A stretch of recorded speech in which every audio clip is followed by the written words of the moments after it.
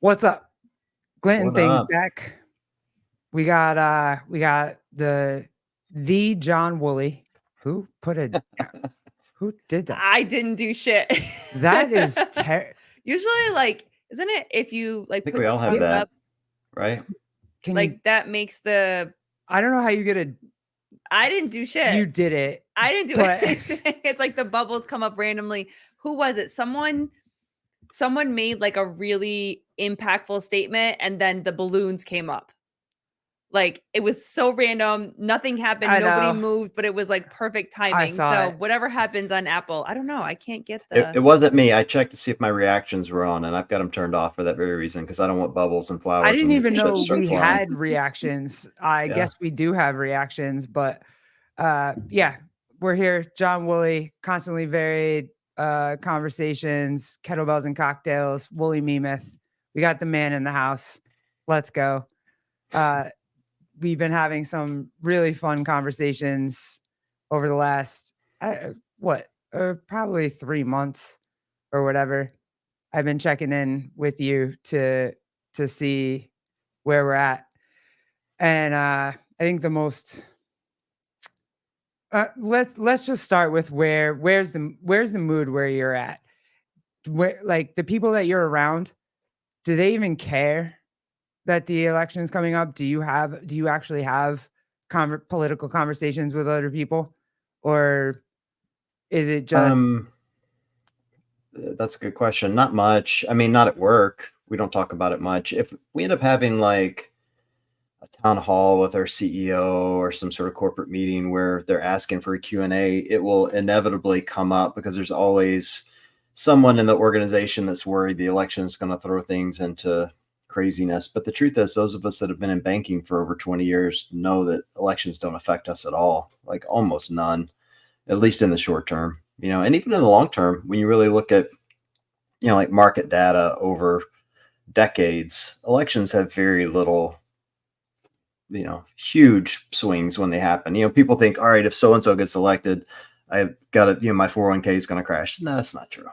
Like history proves that to not be true. And so we don't talk about it much. It just doesn't come up. Like it does come up occasionally in the fact that we know that if you get a Republican president, you're going to have less regulation, which makes banking a little easier. If you have a Democratic president, you typically get a little more regulation and it makes it a little slower to not harder, just things become slower, if that makes sense.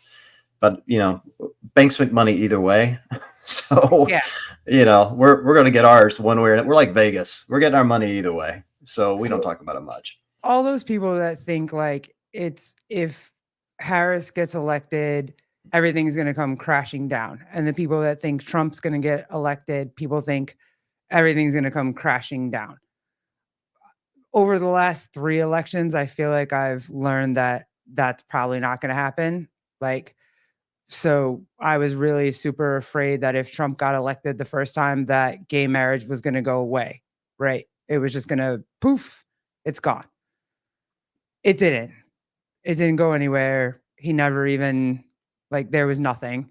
And so, to me now, I just whatever, you know what I mean? Like I don't think that if Harris gets elected, things are just going to magically disappear. I don't think if Trump gets elected, things are going to magically disappear. I'm just voting on the policy that I like, if that makes Uh, sense. yeah, I think most people do that. I mean, look, I'm 54. I've been voting since Bush Senior was running, and the reality is every single election you hear the same phrase: the most consequential election of our lifetime. The world's going to end if you don't vote for whoever. It's like, okay, I've been around the block a few times. It's not going to end. It's going to be okay one way or another. Mhm. The the other thing that was and people have asked me this, so I wanted to obviously I put it in the title, so I want to touch on this a little bit is the JD Vance went on Joe Rogan. And I didn't even know that he went on Joe Rogan. My bad. But people told me. And so I watched it. And there was this really good section. It's the beginning of it. Like at the 20-minute mark, he starts talking about how uh, uh, well, there's a clip out that says that they're going to get the gay guy vote, the normal gay guy vote. My knee jerk reaction was like, yeah, normal gays. Like that was my reaction, was just like, yeah, we're normal gays, right? We've always just wanted gay marriage. We've wanted the gay protection, like, or not gay protection, but the protection of marriage, right? So we could go into a hospital room if our spouse needed us. We could, if we bought a house together, the house was ours together. That's what we wanted. We got that with Obama, and then now they've kind of blown it up to, I don't know what's happening now with all of this gay stuff that's happening. But when the left started posting all of JD Vance's clips, I didn't see anything wrong with it. Like, I didn't see, like, there can't be a separation between the two, I guess. Like, I just didn't understand it. I didn't understand why it was bad that he said that. Yeah, I didn't either. It was funny. I haven't watched the entire episode yet. I watched part of it. JD Vance is from Ohio, so I'm moderately familiar with him. I thought he was great on Rogan. I really did. I thought he was great. I thought he was great in the debate. I watched the entire debate he was in. I thought he was great in that. I thought the part that I saw was good. I saw that clip, in person. It's funny. I don't know if I ever told you this. My daughters have 2 gay uncles on their mom's side. They've been married for 20 something years, I guess, or, as long as they have been able to. Right. But they've been together for that long. Yeah. And they're regular gays. I'm pretty confident they're voting for Trump. They haven't told me, but I'm pretty confident they are. And, I think that comment, regular gays, you could apply it to anything: regular bald white men, regular women. Like, everything's math for me, and there's a bell curve to everything. Right. And so if you're in that, on the left, in that bottom 20% or 10%, you're to the extreme of the left. If you're on the top end to the right, you're extreme to the right, and everybody in the middle are the regular people. That's it. Like, 10% of the population is batshit crazy. That's a fact. I may be underselling it. It may be much. You're right. It may be 20%. Right. Like, there's a lot of batshit crazy people in the world. And so everybody in the middle are the regular people. And you can call them regular whatever: regular gays, regular blacks, regular Asians, regular whites, whatever. You're just the status quo, maybe is the best way to put it. And so when he said it, it didn't bother me. I knew what he meant. The only thing that I think I saw afterwards was that Republicans were like, we don't want to make normal gays. You know what I mean? That was the only thing that kind of messed with me a little bit, is they don't want to normalize like far right. Again, that 10 or 20% that you're talking about from the Republican side don't want to normalize gays. So it was almost like a trap for him to say it, but it wasn't, because we've fought for so long just to be regular, just to be normal, and just not to be messed with. And now we've been thrust into this weird middle where it's like, we didn't ask for this. We weren't we got what we were trying to get, if that makes sense. Like, we're able to be married, we're able to have kids, we're able to have whatever, and now it's just weird. Elections just make people think stupid and treat people stupid. It's really kind of that simple. Like, it really does. Like, it makes everybody say dumb shit. It's ridiculous. I do think I understand what you're saying there. And I think on the right side, I'm speculating, I don't know this for a fact, but I come from a pretty religious family. And I think there's a lot of people on the far conservative Christian side. And I don't know if that's unfair to Christians, but there is a real, like, hardcore conservative Christian movement that believes homosexuality is a choice. And so I'm sure they're pandering to that group when they say, we don't want to create, we don't make this a normal lifestyle, or whatever their phrase may be, and that's what they're playing to. But even those societal feelings have started to erode over the years. It's so much different now than it was 20 years ago. Yeah. And that's what I would say. I would say, like that, and you obviously you've raised daughters, but that Obama, say pre-Obama phase, right? Like if we were marching and we were fighting and whatever, we were fighting for the ability to get married. We were fighting for all that stuff. We got it. And now I kind of don't know what we're fighting for anymore because we have it. So I, I like that. That's the thing that's like curious to me. And that's the thing that I think is the most, if I had to say the most, the thing that is making me choose where I'm going to vote, that's it. Like, what are we doing? Why are we like, I'm part of the tired majority, I guess. I've heard that thrown around a little bit. I don't know if you have, Yeah. but it is just like I'm tired of the fear mongering. I'm tired of having to like we didn't have to justify being gay for so long and now we kind of do again and we have to talk about it again and it's just like we weren't trying to talk about it and now we have to. So it's just kind of voting on the basis of like, yo, I'm tired. Like I'm tired of talking. I'm tired of fear mongering. I'm tired of race baiting. I'm tired of all that stuff. If that makes sense. Yeah, I guess my question is what are the laws at the national level that affect the gay community? I think most laws, it's the local laws that screw people up more Yeah. than like vote your local elections. It's your governor and your state senators and your mayors and school board elections are the ones that really screw you up. But, the president, I mean, again, I'm not part of the gay community, so I don't follow it that closely, but I'd be curious, what are the laws at the national level that are really negatively impacting, that are discriminatory? And if there are some, I'll march on it. I'll grab you hand in hand and let's go, because I don't want anyone to be discriminated against. I just don't know what those laws are, if they exist. I don't think I personally don't feel like they do. Cage Ichi. I mean, I live in a very conservative area, and I can tell you, we don't give a crap about gay marriage or wanting it removed. We love people being happy. I that's kind of what. Yeah, yeah. We just wanted to. We just wanted to be able to be protected under the law, and we got that, and we are protected under the law.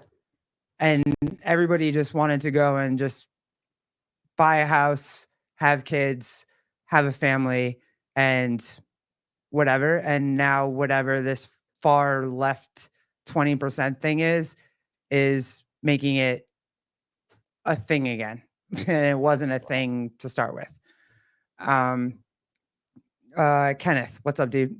Gay marriage ain't going nowhere. Yeah. Let me ask you that, John. Do you think that like a million, like if Trump gets elected, a million laws are going to disappear, or if Kamala gets elected, a million laws are going to disappear? I kind of don't see that. I think they threaten it as kind of, or they put it out so that people will be like, oh, yeah, that's going to happen. I'm scared. So I'll vote for this person, that kind of thing. I'm a firm believer that past performance dictates what your future performance will look like, and it didn't happen when he was office before, so why would it happen now? And so, but does Kamala's performance as VP, does that count? It's funny you say that. I was thinking about that today. My one of my daughter who lives here at home, we were talking politics, which we never do. It was just kind of weird that it came up. But she was talking about a conversation she had with her mom, who's kind of uber conservative, and they were talking about the local Senate race here between Bernie Moreno and Sherrod Brown, which, by the way, every ad in Ohio is nothing but these two. Like, I play videos for my cat on TV because I'm a loser, and every ad for those videos is political ads. I'm like, they're trying to get Bean to vote for somebody. It's crazy, It's absolutely ridiculous. Going after the cats. Yeah, they're getting the cat vote. They're eating the cats in Ohio. I don't know if you've heard that.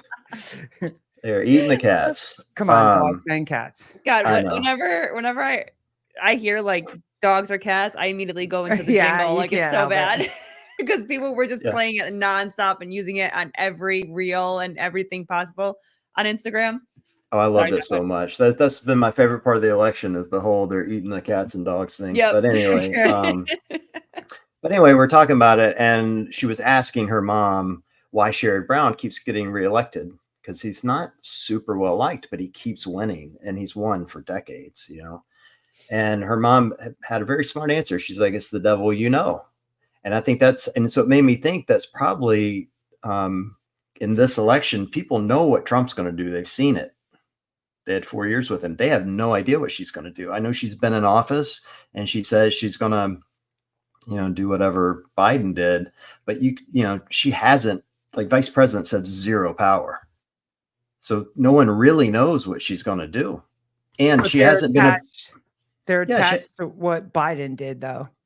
well, I get that, but I guess That's what's my in my point mind. is, but nobody knows her. She hasn't like been available for interviews. She didn't go on Rogan as an example. Like, and I know that's like kind of a silly thing, but it would be nice if there were a 3-hour interview out there with you so you could get to know her a little bit, and Yeah. I think that's going to be the general public's problem with her. And if she loses, that's going to be her downfall, is that, it's the devil, and people don't know her like they know Biden or Trump. Well, God. Okay, where do I go from here? So Trump went on the podcast media tour, and I talked about this before, but he went on the media tour with a podcast, and he just did bro sessions. She went on the media tour, and she was a complete politician on every podcast that she was on. What to you is more? What resonates more? The just talking and hanging out and figuring out what he is as a person, or what she was as a person, or her going out there and just being like a complete everything is a political answer and she's just, because that's what I feel like happened. Well, I don't live in a world of either or. I'd like to get a little of both. I mean, we had 4 years of Trump, so you know what he's going to be like as a president. And like I watched his interview on Rogan and I found it entertaining. Like I like to hear people just talk off the cuff.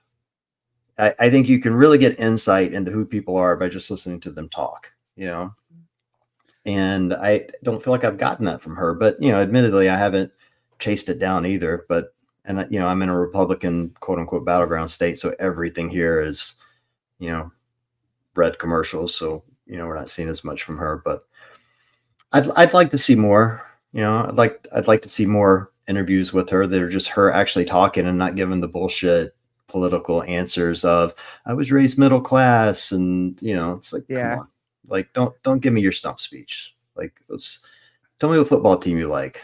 Yeah, right. Like, the most entertaining thing for me was when she was on the Oprah one and she was like, if someone walks into my house uninvited, I'm shooting.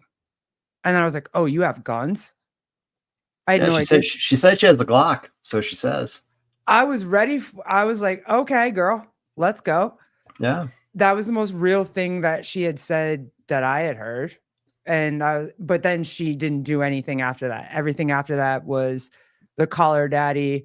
The Caller Daddy was the Caller Daddy and Club Shay Shay were the ones that she could have been just herself and just hung out and had a good time, and she didn't do it.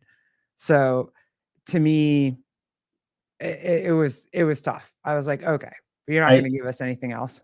I need to listen to the Caller Daddy episode. I forgot she went on that. I did see Trump on what's that? Theo Vaughn, and it was so funny. I love Theo Vaughn so much because his questions are so off the charts, crazy. I thought it was really funny, like really funny. What? Oh, Kenneth, Colleen's quiet again, and yeah, something's brewing. Yeah, it will. She'll get there. Don't worry. She always does. I'm listening. What else we got? Bernie Gannon, different context, but when the current admin came into power, dozens of border law. Oh, we're not there yet. Oh, executive orders aren't law, but not totally dissimilar and can make a difference. He's right. Same thing happened when Trump came into office. He repealed it, and I'm only familiar with this. I don't follow a lot of national law very closely, and I'm not super into politics. But when he came into office, he repealed a bunch of regulations around banking, and I mean, we started selling shit really fast because of it. That's not always a good thing, for the record. But it did open up the streams of business for small business and stimulates the economy. And so, he's right. Their presidents do have the ability to do executive orders that will, cause different things to happen. In the case of Trump, when he was repealing those, it was to get the economy rolling. Do you And in think banking, it was really effective. I can't speak for other industries, but it really worked for us. do you think she will? Like, do you think she'll go in? Because she says she's always mad that day one, that's their thing. Day one, he's going to go in and make a bunch of executive orders, and that's horrible. But do you think that she will on day one? She probably won't have to because she'd be following Biden, who would have already done it. So you don't think that there's going to be any difference between what Biden's done? Like, you don't think she's going to change anything because the Oh, Democrats keep saying she's going to change something. I don't see it. yeah, I'm sure she will change some stuff. I mean, every president wants to leave a legacy, and she doesn't want her legacy to be Biden's legacy. But I think presidents typically, when there's administration change between Republican and Democrat and vice versa, they come in and do executive orders to undo some of the things that the previous person has done. I mean, you can just go back and look at history for that. It happens all the time. You think she'll go a little bit more middle? I think she's had to kind of Mhm. start to go a little bit more middle. I don't I think don't she's know. I honestly don't know. I guess, there's a lot at play there still. I mean, I think, again, this isn't my forte, but I know anytime a president wins, they try to determine, how much of a mandate you have, how strong in the paint should you be going. Like when Obama won the second time, he had a pretty big mandate to do whatever he carried Ohio, for God's sakes. So that's soundly, I might add. So he had a mandate, and when you have a mandate, you can do things a little more forcefully. Whereas when it's a really close election, like let's say Trump wins and he wins the electoral vote, but he doesn't win the popular vote. He doesn't really have, he doesn't have that popular vote mandate. So is he going to come in as hard? I don't know. He probably would. But in her case, if it'll be a really close election either way. To your point, she'll probably stay kind of a centrist, I would imagine, but I could be totally wrong on that. Dixon, a mandate of hope and change. Yeah.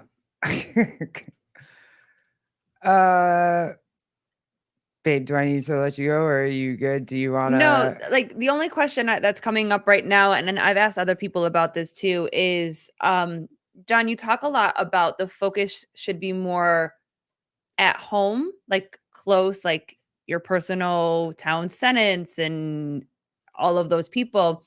But there's such a big, loud fight for so many things to go federally. Like the federal government needs to get involved more. The federal government needs to do this. They need to give us more. They need to protect this. They need to, make this law and change this law and whatever. Why do you feel like that there is such a big focus on federal involvement? And why do you think that it's still more important for it to be more local and at home focused when it comes to like policies and laws and that kind of stuff? Well, Washington wants it, federal because that's where the power and the money is for those guys. I mean, come on, every time somebody gets in the office, honestly, with the exception of Trump, who was already rich, these guys come out rich as hell, right? Mhm. There's no ifs, ands, or buts that there's, power and money at play when it comes federally. I just think, you got to focus local because that's where all of the influence is. Think about it. Like your local schools influence your kids. They see your kids more than you do to some degree. Yeah. Like there's so much influence. I can't tell you how many times my kids were influenced by things they saw at school that I'm coming behind parenting them on, Mhm. and then, there's always some stupid local law that's driving people crazy Mhm. that needs to be addressed. I mean, like, it's a huge issue that we don't need to get too deep into, but I realize Roe v. Wade was overturned, but abortion is really kind of a state thing, right? And you see I it think so. wildly different from state to state. And I know, we don't need to get into the minutia of abortion law, but that's why local elections matter. So the abortion laws in Texas are wildly different than they are in Colorado or, California. Local elections matter, and you need to vote in them, and, they change what happens. It's funny. Oh, go ahead. No, I was going to say, I know it seems like a real pat answer, but, for me, it's like all the local stuff that impacts you. I mean, just think about like your cost of living. Local real estate taxes is an example. Like $150,000 home in Lyndhurst, Ohio, where I live, is different than $150,000 home in Beechwood, Ohio, where my ex-wife lives. Two different property taxes. Local elections matter. It's possible for a $150,000 house. I don't even know what that is. Yeah. We don't have $150,000 houses. We don't have a lot of them, but they do exist. They do exist. We've been through 3 of what you would call, like 3 in a row, 3 of what you would call probably the most polarizing elections in a long time, right? We've had Hillary Trump, we've had Biden Trump, and now we're having Harris Trump. If you, and we're not talking about CrossFit, but if you could rank those 3 as to like top is your most heightened, like your emotions, because the country would say those were the most emotional elections that we've had.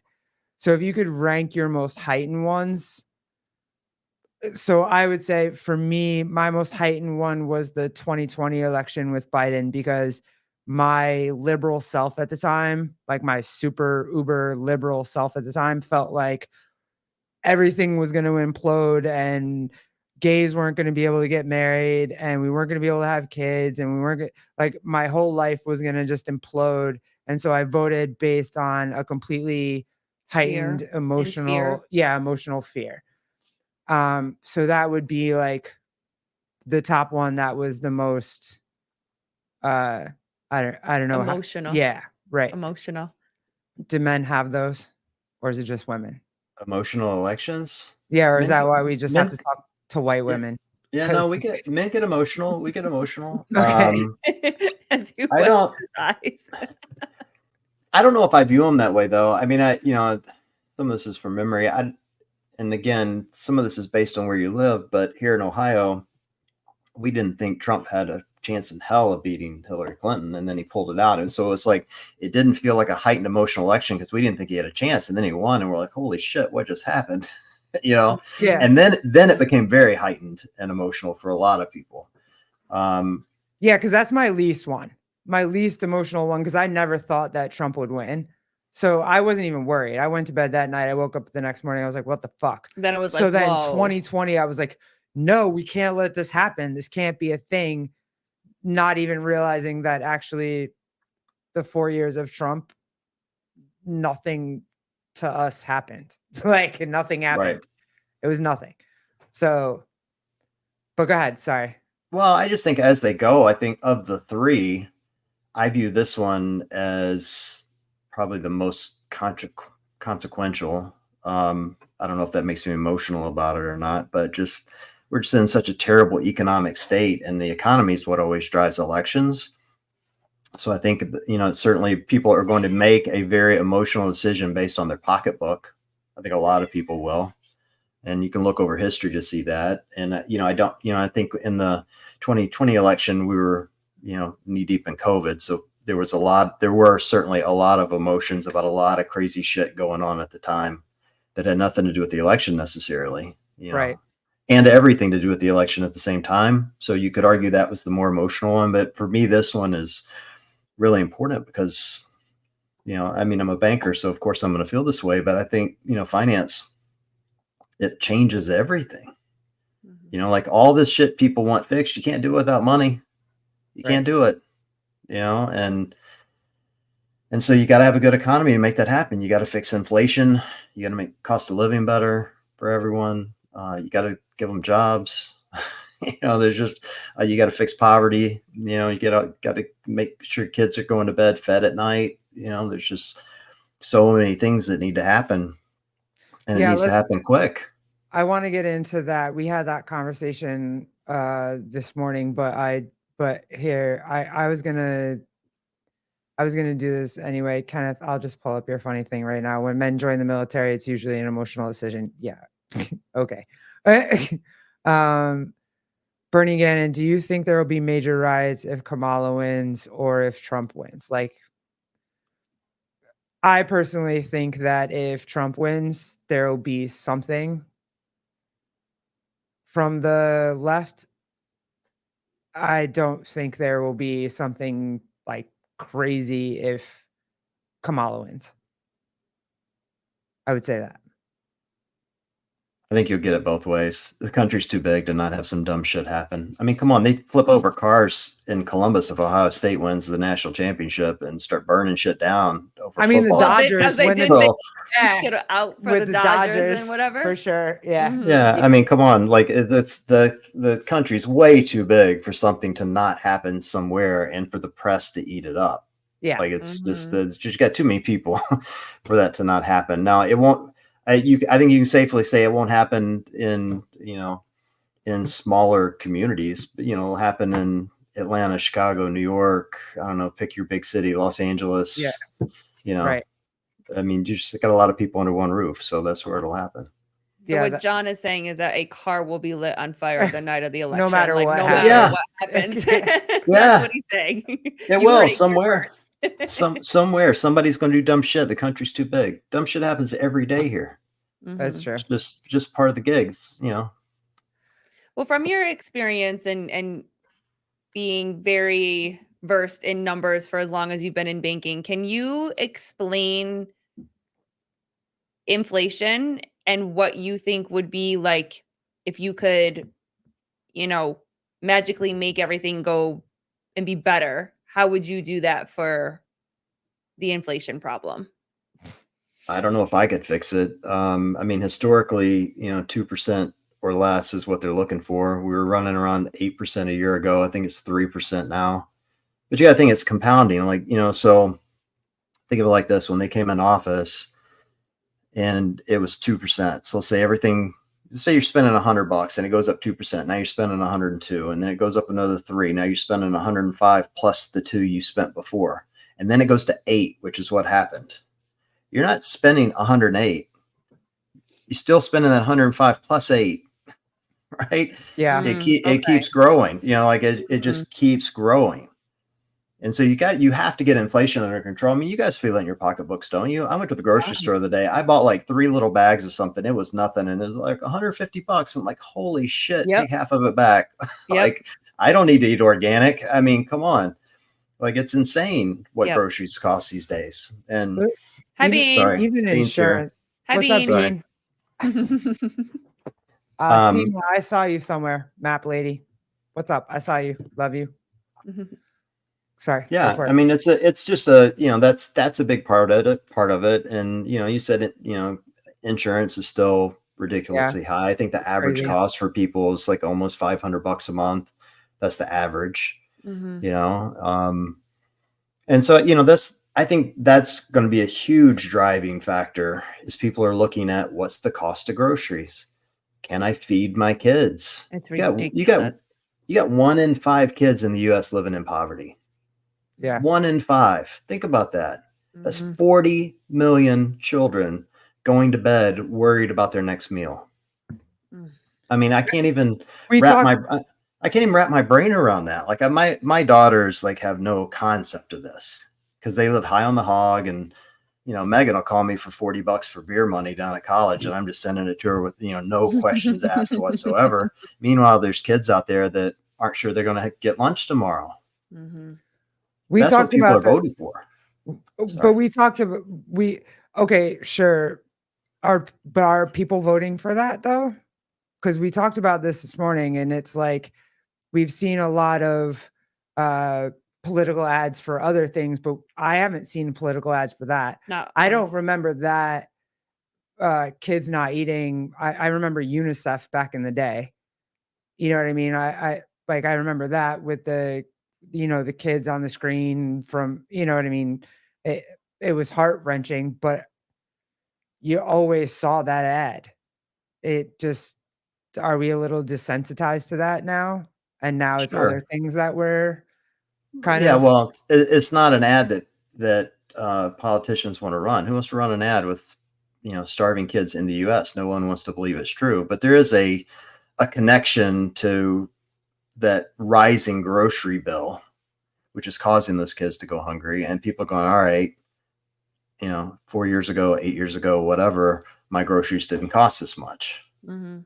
and now they do, and they connect that, and they need somebody to blame, and that usually happens at a presidential election, and so I think it'll absolutely impact it. But to your point, they're not going to run ads around hungry kids and, and poverty. They should, that should be an issue that they're trying to solve. Like, it's in our constitution, for God's sakes. They need to be providing for the general welfare of the people, and making sure people can afford to buy groceries is pretty big general fucking welfare, in my opinion. Mhm. Instead of the 900 billion we spent on, our U.S. military, and the other, 60 billion we sent to Ukraine, maybe we could feed some of these kids, but that's it's not an ad that works for people. It doesn't get people elected. it's, go Well, ahead. no, Jeffrey, made a good point. Jeffrey Birchfield. Hi, Pepper Birch. That kids from foreign lands, and that's usually what these commercials show. They show Yeah. it from other countries, and they are not showing that it's in our, in our same neighborhoods or in our same states, and it's here with us too. And so it's, but yeah, it's very interesting because she shared that with me, that you guys had talked about that, and I was like, wow, you know what? It's not a talking point on either side. I know. Everything else is a more heightened talking point, a more triggering talking point. But then you think about it and you're like, you would think that most people would have some sort of reaction to children not knowing where their next meal is, and that would make a bigger impact. So that was very interesting to me when she said that. I was like, I was, oh shit, I yeah, you're think you right. have a reaction from your own perception and your own life experience, right? So like my kid, I know my kid's not going hungry. Mhm. So that's not in the forefront of my mind, right?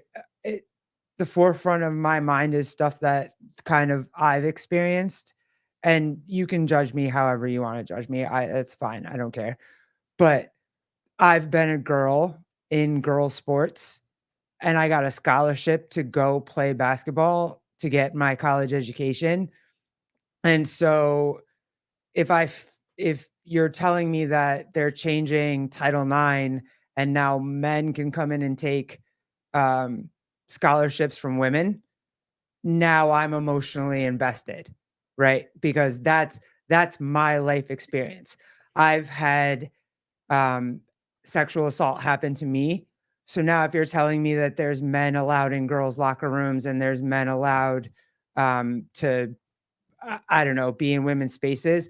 Now I'm invested in that because that's I'm emotionally connected to that.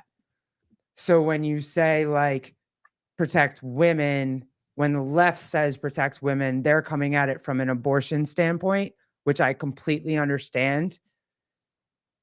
And but I, to me, in my mind, there's always going to be like the right to an abortion is always going to be out there. It might not be to the level to which the left wants, but for me, I want to protect women's sports. I want to protect women's spaces and whatnot.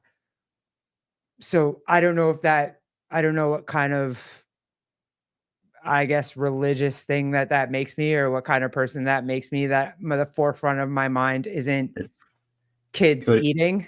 know what it makes you a regular gay. That- Yeah, Yeah, regular gay. that's it. Yep. a regular gay. No, look, you're not wrong. Look, the government has zero interest in keeping us healthy, and Yeah, that's why I don't talk about kids starving. Someone said in the comment section, yet the bulk of America's fat, and yeah, it's because there's a dollar menu at McDonald's Yeah. or Jody Lynn. wherever. Think about it. And I don't want to go down the COVID rabbit hole, but one of my pet peeves during that era was some of the necessary businesses that had to stay open were liquor stores and McDonald's. I'm like, the government does not give a rat's ass whether we live very long. Matter of fact, they want you to die young. Yeah. They want you to, because Social Security is not going to last very long. So they need that death rate to go down some. Like, that's what they need. So that's why you're not seeing ads about it, and that's why you do see ads about men and women's sports. They're running hardcore here in Ohio, man. I can't tell you how many I've seen about Sherrod Brown voting for transgender But that's the females thing too, in though, sports. that scares me the most is you're talking about making money off of a population that's going to need it for a very long time. It's the same thing with transing kids. If you trans kids and they need however many like hormones for the next however many years, they need this, that's just a constant money flow all the way through. Mhm. You know what I mean? And if they change their mind, that's another constant money flow through pharmaceuticals all the way through. And it's like you are seeing it. It's not something that you don't see. The same way that you're saying that like people keeping us fat and so that we have to get blood pressure medication and cholesterol and be on, those things that you have to like you put your medications in Right. Sunday through. Yeah, like you have to be on that forever.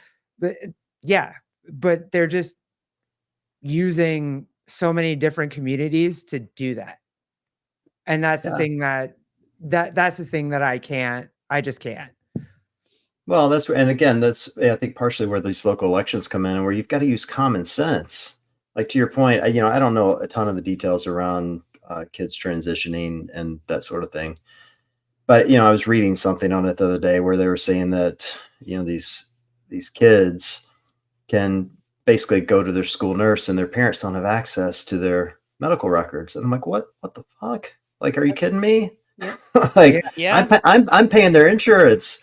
These are my kids. I need to be able to see their medical records. Mhm. They can't vote. They can't go to war. They can't buy beer. They can't Can't get a drive a tattoo. car. They can't get a tattoo. Like, there's 100 things we regulate on kids before they turn 18. Yeah. Like, But you and as can't a say parent, that.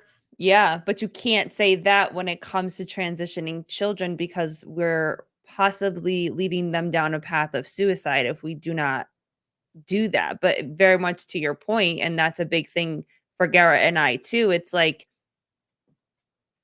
when when all of a sudden our parents not allowed to parent their children and other people are allowed to parent somebody else's kid. yeah, that's the point. Like, you should be able to allow to parent your children, and you should be able to see their medical records as long as they're still your children and under the age of 18. Like, it's like, this is where common sense comes in. It isn't about keeping people from living their best life and being who they are. Regular day. Yeah, I mean, look, my oldest daughter has a couple of trans friends, and they've stayed here, and they are lovely. Mhm. Sweetest kids ever. Like, so sweet and polite and friendly, and I love Yep. these kids. I don't want to infringe on their right to life, liberty, and happiness, but I also don't want the government or some school board to tell me I can't check my daughter's medical records when I'm paying the damn medical bill. Like, and this is my kid. Like, I'm in charge of their safety Mhm. until they're not here anymore. What we have All always of their safety, Yeah, not all of it. not just safety that someone wants to deem safety for whatever the agenda is. So Right. saying that parents are only able to keep them safe in, ABC, but parents are not allowed to keep them safe for the rest of it. That is thank you for bringing that up because that's a great point, is that we're okay and we're able to keep them safe in certain things that the government doesn't want to be a part of, that the schools don't want to be a part of, that these people don't want to be a part of, but we can't keep them safe in this specific thing because you feel like we're underqualified. That for me is like, no, I will keep him safe, like you said, until he is not here in my house anymore. You know what I mean? And Yeah. yeah, thank you for that. That was a really good point. Well, you just look, I think common sense rules everything for me, including a presidential election. My daughter is in college to be a school teacher. And I tried to talk her out of it. Swear to God, I did. I'm just throwing money down the tubes. But she loves it, and she's great with kids, and she's going to be a fantastic school teacher. But she was telling me the story the other day.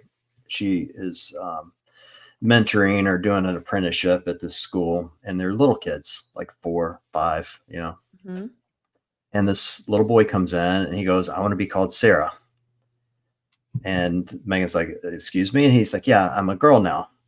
And so they have policies now around this where now he can't go in the little boy's room. He has to go in the little girl's room, but you got to call the parents. So she calls the parents, and this parent has a lot of common sense. She goes, "Megan, don't worry about it. He wanted to be a dinosaur yesterday. He'll be something different tomorrow." Yep. You know? Yep. And you know, Megan, for the rest of the day, called him Sarah because his mom said that's what he wants to do it, but he'll be something else tomorrow. And sure as shit, like 2 days later, he wanted to be a superhero and he was Spider-Man. You know, it's Yep. like, you know, but the point is the school has a policy around it now, which is really interesting to me. But you know, and this is Southern Ohio, which is JD Vance's world, by the way, and you know, pretty conservative, and they just have common sense around it. Call the parents. That's it. That's your policy. Call the parents, see what they want you to do. You'll honor the parents' wishes. That And is, and it's super easy. Since when did Yeah. that become a bad thing? Super easy. Yeah. And the thing is too, is I'm not trying to tell anybody else how to parent their kids. If that's what you want to do for your kids, that's fine with me. I'm just saying don't make a giant law that makes it so that because there are some parents out there doing like throwing their lesbian or gay children into the street or being like, "Oh, you're trans, you're a piece of crap," and throwing them into the street or doing all these things. Don't make a blanket law telling me that I can't parent my kid because I'm not that parent that's going to do that. And there are so many more parents that aren't going to do that. That's the only thing that's like, if you want to say, like, am I afraid? Yeah, I'm afraid of that. Mm-hmm.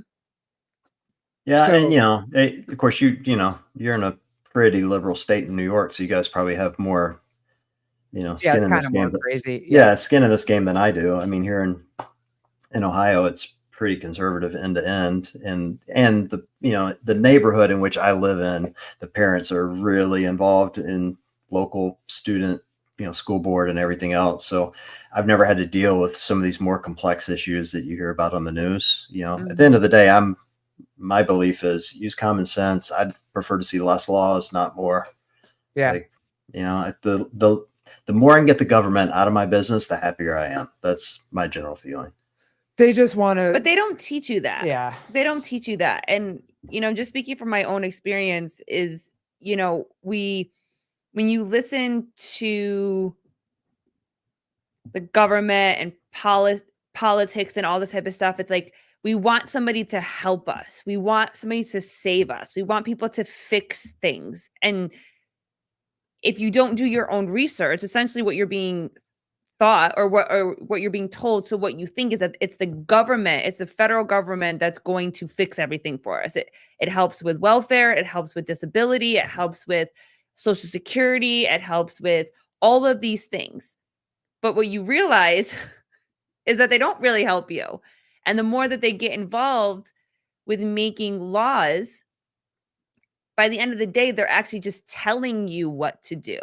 They're not actually helping you or giving you tools to be successful in whatever successful sounds like to you, whether it's being married, having kids, owning a business, starting a business, doing all these things, traveling, whatever you want to do, whatever your success is, have a career, whatever.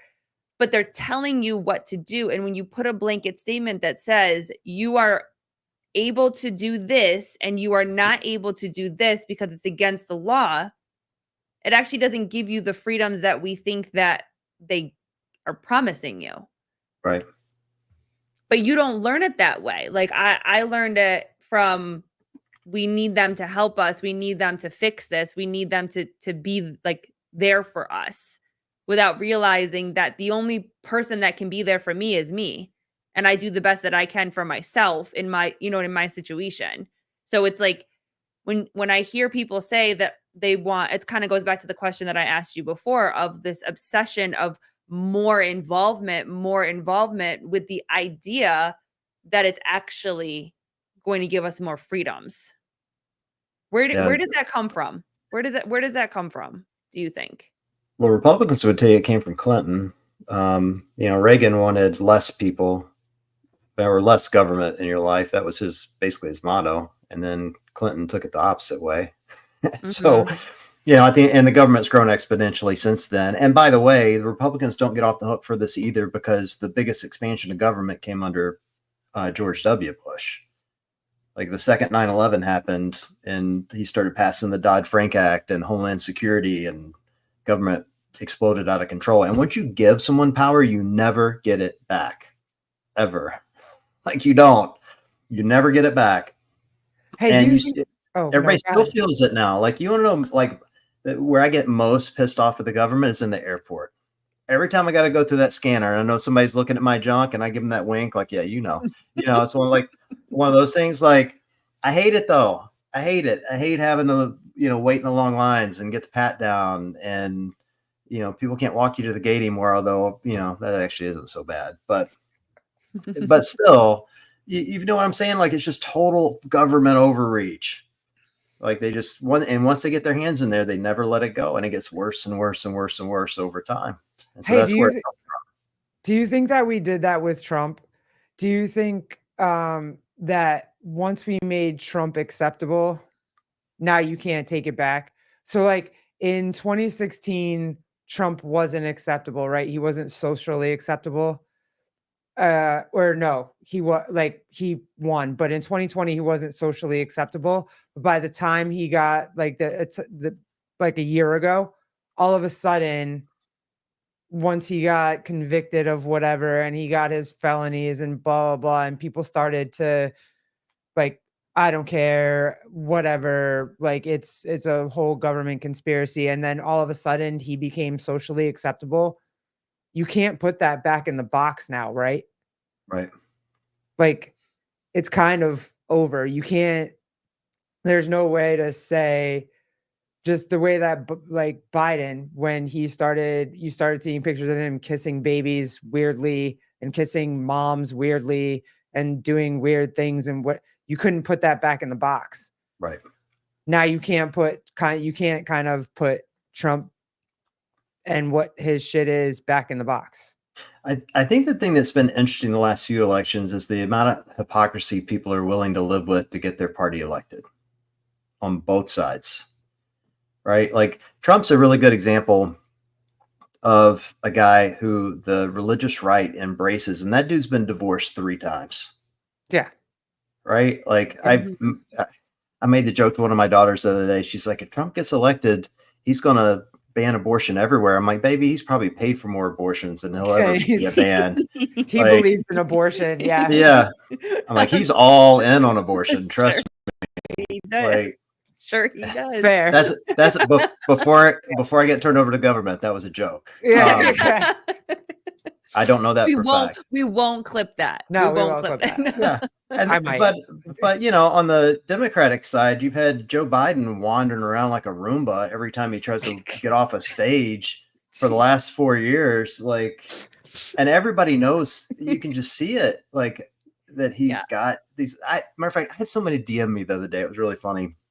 They're like, you need to quit doing memes about people that have Alzheimer's. I'm like, what the fuck are you talking about? I've literally never done one. They're like, you just did one featuring President Biden. I'm like, does he have Alzheimer's? Because no one has said No he one said does. it. No one has said Do you know it. something that we don't know? Yeah. And this person was all in. They're like, no, he does. I'm like, I'm not arguing that point, but no one said he does. And until they say he does, I'm going to keep using it.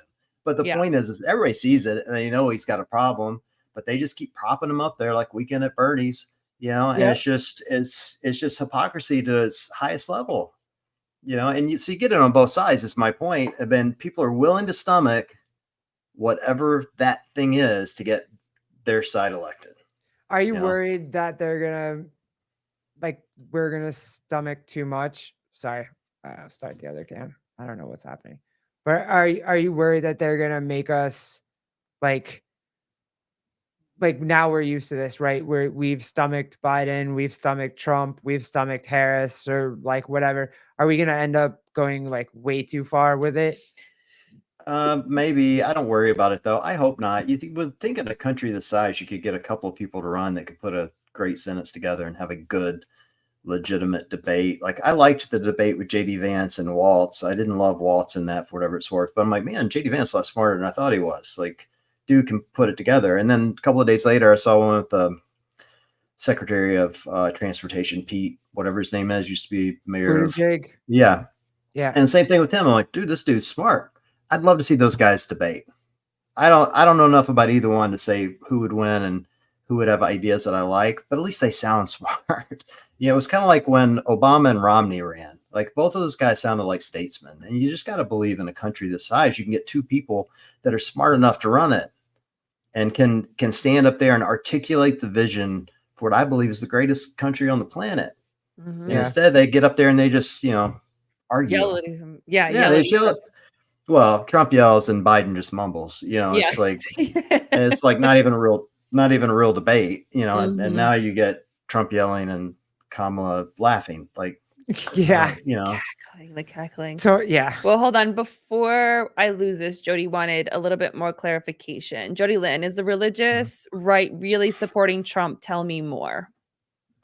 I'd say yeah. I mean, this is through my experience. I have a mother who's very religious. I love her dearly. And she's been a great mom, whatever that's worth. And abortion's her issue. That's it.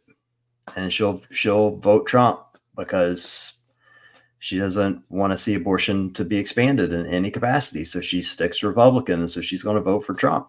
Mm-hmm. And I think there are a lot of people in the religious right where that's their issue. To your point earlier, we were talking about Title IX was your issue. Yeah. Religious right. Abortion is one of those, that hits a lot of people really hard, and they're really passionate about it. So yeah, I think a lot of them are. Now there are plenty that are not going to vote for him too, for that same reason. Like they're very religious and they view it as hypocritical. I have a sister that's that way, who's very religious, and she's a never Trumper. Like it doesn't matter who runs against him. You could have Satan running against him and she will vote for Satan because she hates him that much. So I'm sure there are plenty that won't, but that's crazy. Do you see that on the other side? Do you see that for Kamala? The Trump derangement syndrome, where it just doesn't matter even if you could possibly agree with his policies, you won't just because you hate his guts. I just don't see that on the other side. I don't think people hate her like people hate him. Right. But I think there are plenty of people that have never voted Republican that are going to this time because they're hurting for money, and they blame the Biden administration for it, and she's part of that administration. Yeah. Mm-hmm. I just don't see it the other way around. I was curious if anybody else had, because I just don't see it the other way where people just like they'll vote for him based on policy, but they won't vote for her just because they just hate her that much. They might hate the policy that much, but it's not her. For him, I feel like people just hate him that much, and it doesn't matter. It doesn't take a rocket scientist to I only read the news. I don't watch the news. I never watch it. I only read it. Yeah. And I promise you, if you do that for a week, you will absolutely see the slant around how news is done. Mm-hmm. It's really funny once you notice it, and it'll start taking your opinion around parties and politics. You'll start viewing it differently. And you'll start looking to see what did they really say. Like it'll be I saw one on Trump the other day, and I swear to God, the title of the article was, "Why was Trump looking like he was giving a microphone a blowjob during his speech?" And I'm like, how does that have anything to do with politics? And so I went and read the article because it was funny, Yeah. But you never see that on the other side. So, there's clearly, different coverage that comes from it. And, admittedly, he generates a lot of that. Like he says a lot of crazy shit, and a lot of it's really funny, and the press doesn't take it as funny. They just, run with whatever it was and run the stories, What did you think of that Tony Hinchcliffe? I love Tony Hinchcliffe. I love him too. I love him. I think he is so funny. For exactly what he is. He's a roast comedian. Yeah, I thought they were idiots for putting him on the stage, but I love him. I mean, come on. The guy is literally a roast comic. Like, you got to know he's going to say crazy shit. It would be like getting Dave Chappelle up there. Like, I think he's to the left, but I've seen him say some other stuff too. But But just imagine if Chappelle went up there. Now, Chappelle's a really smart speaker, so he probably wouldn't say crazy shit, but he has said a lot of crazy shit on stage. I think he would say it, but I Oh think it my would God, be. he's so I funny. think the thing for me is I think it would be for both. You know what I mean? I think he would say crazy shit about the left, and I think that Dave Chappelle would say crazy shit about the right. Like I think Dave Chappelle would be equal opportunity lenders, but like Tony went up there, and I feel like he felt like he was going up there for Trump and roasted on behalf of Trump. And I think that was the problem a little bit. If that makes sense. I'd be interested to see if it was in the Still funny, teleprompter. It was but hysterical, and he had a teleprompter. So I'm curious if his Puerto Rico statement was in the teleprompter or if that was off the cuff for him, because somebody had to load that shit, which means someone in the RNC read it before he said it. And I'm like, who was so out of pocket that they didn't think people were going to lose their minds over this? I'm also enough of a conspiracy theorist to go, they knew it and they wanted him to say it. I was gonna say, Yeah. they do it on purpose. Yeah. Yeah, because you get a free news cycle out of it. Yeah. And I do think, normal people, the normal gays, read that and go, it's a funny joke. It's a funny joke. Now, I can also see where Puerto Ricans would be really pissed off, because if Hinchcliffe had gone up and said Mississippi's a state full of garbage, a lot of Mississippians would have been pissed off. Yeah. I would have laughed, and I'm from Mississippi, but still, like, you always get pissed off about whatever's local, For And sure. if you don't believe that, go to a football game and start cheering for the opposite team and see what happens to you. Like, it's just human nature. You And love where you're especially, from. Yeah, right now during an election cycle. And I do think it was funny, and people will probably be mad at me for this too, but I do think it was funny that like the next day when Trump showed up in a garbage truck, driving a garbage truck with the fucking vest on. That was amazing. That was funny. I thought the funniest part, I watched the clip, and I thought the funniest part was that the crowd didn't think it was funny. And so it kind of bombed as a joke. It did. You could tell, they didn't know what to do with it. And that makes it funnier to me. I love it when someone says something so out of pocket. Rally. They had been called they were like, yo, the 1939 Nazi MSG. Hey, it's the same thing as what's happening right now. Right. You know what I mean? So it was already set up to be kind of what. And so as soon as Tony Hinchcliffe said what he said, everybody was like, see, Nazi rally. It was like, it wasn't though, dude. Like, it really wasn't. It wasn't that. But I love Tony Hinchcliffe. First of all, I like most of the comedians I like have pretty dark humor and say a lot of crazy shit. And that's the best humor, is the stuff that's just like totally out there, completely not true. I've been to Puerto Rico. It's beautiful. It is beautiful. I've been. Well, someone said that, like that for most people is like the number one vacation that they take when they make a lot of money or they make enough money. It's like they go to Puerto Rico. Like that's where they go. Yeah. I mean, Puerto so Rico's to me, great. but it was still a funny joke to me. But it was mostly funny because no one knew what to do with it. And I love watching people get uncomfortable. I love it. It's the best when they don't know what to do with the joke.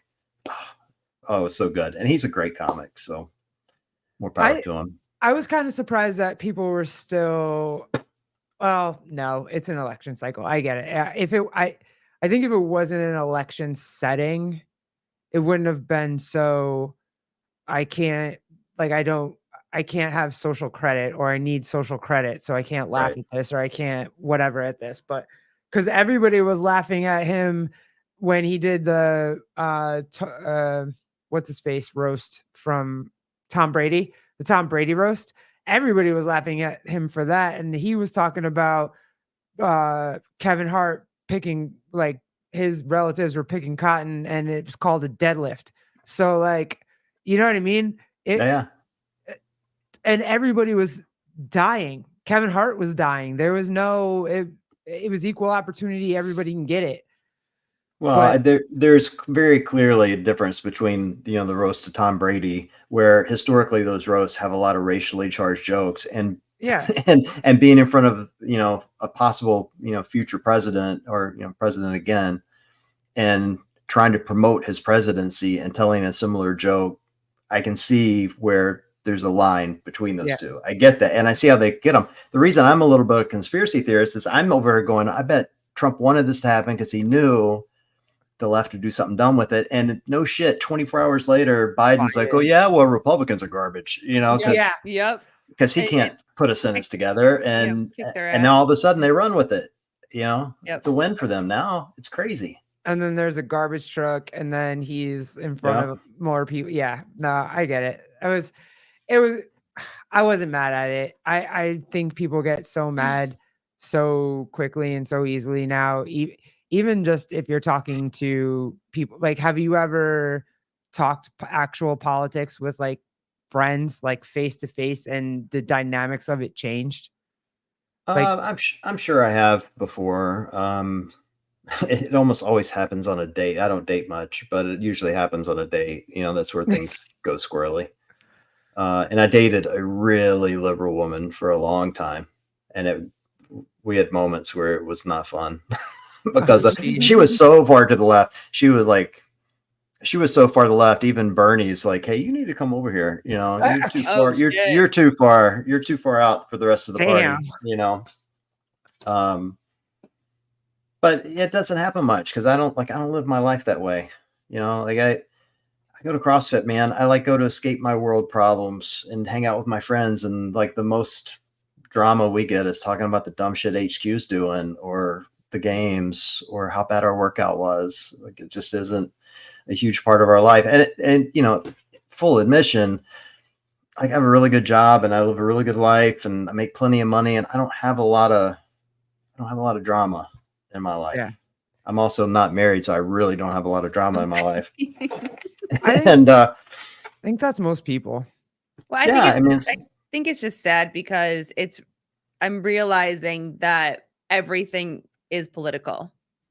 You can't really just have a conversation with someone about, mother to mother, friend to friend, you know what I mean? Like workout partner to workout partner. Like you hear so many stories about like, hey, I'm having a hard time as a mom, and this is the things that I'm worried about. And then all of a sudden, 2 sentences later, it's turning political, and people are yelling at each other. And I'm like, we just can't have conversations anymore. Like I literally just can't be like, I'm concerned about this world for my kid without someone calling somebody else a name. You're too right. You're too woke. You're too this. You're too that. And I'm like, oh, so we really just can't have conversations anymore. Like literally about anything. You can't have conversations about food. You can't have conversations about where you live. You can't have conversations about kids. You can't have you can't have conversations about anything because everything is political. But I wonder, and now because I'm this is like the first election that I'm actually really learning and paying attention to, kind of going back to what I had said before. Like you kind of just see one way and you kind of think it's always going to be that way. Does that go away for a little bit until the next election? Like, does it go away where conversations can start to be had because not everything is so politically charged? Yeah, it'll go away. I mean, people always go crazy every 4 years. My viewpoint is always this. Like, I have friends that are all over the spectrum of in all things, conservative, Democrat, gay, straight, whatever. And I have more in common with all of them than I have different, Yeah. We're always closer together than we're apart, always. Mm-hmm. And I think you guys are pretty conservative, best I can tell, right? I've got my other friend, Rob Kearney, world's strongest gay, right? He's way to the left. He and I have a ton in common, so much in common. If he wants me to go help him with something, anything related to, gayness or, homosexuality, whatever, I'm there for you, buddy. He's my friend. I love him dearly. I'm here to help you. I'm sure we'd have arguments about things if we really debated, but we don't need to have a lot of debate because we love each other.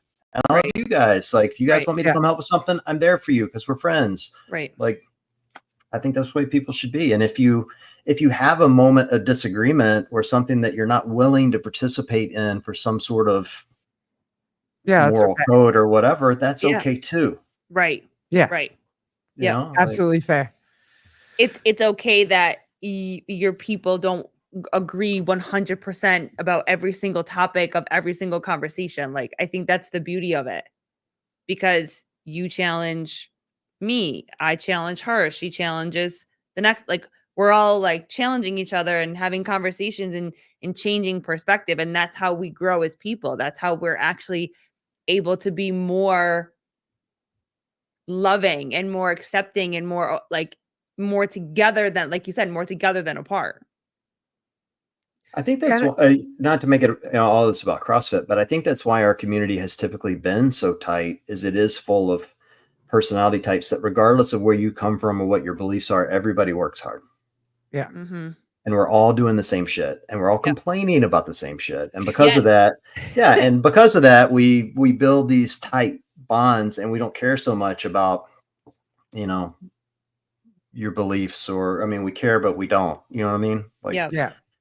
like I want to care about your beliefs and I do care about your beliefs, but I don't need to live them. I just need to go do a workout with you. Like, let's go do Murph and be stupid. Like, that's just And kind of also, the I'm feeling. not trying to make you agree with any of my beliefs. Yeah. Also, like, I'm not trying to make you do it.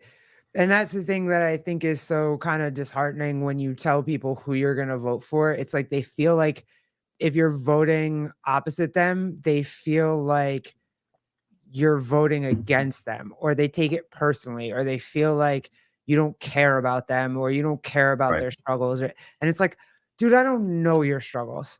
I know my struggles. I'm voting for my struggles.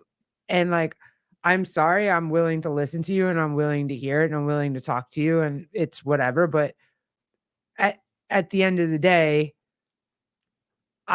most people vote their life experience. And most likely my life experience probably wasn't yours. So sorry, but I don't hate you and I'm not trying to actively hurt you.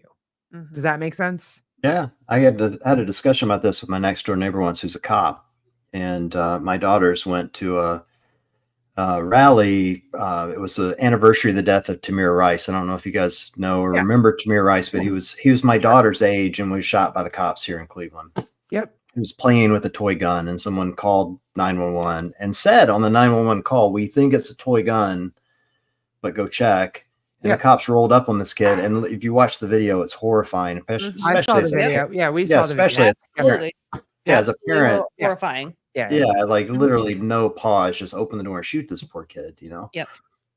And so my daughters went to this rally here in their neighborhood, and he was asking me about it. We had a long discussion about it, and it was friendly and polite. And I said to him, "Dude, I respect what you do. You work your ass off. Matter of fact, you work way too hard because the government doesn't support cops enough, right?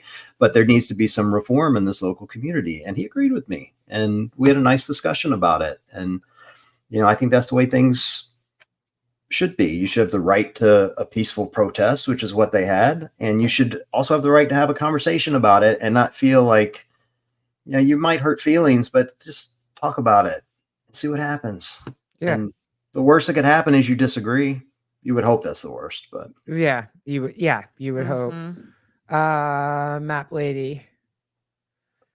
My sister flipped out on me that I could possibly vote for Trump. I told her financial policies, she doesn't care because she makes 350K and I most certainly do not. Life experience.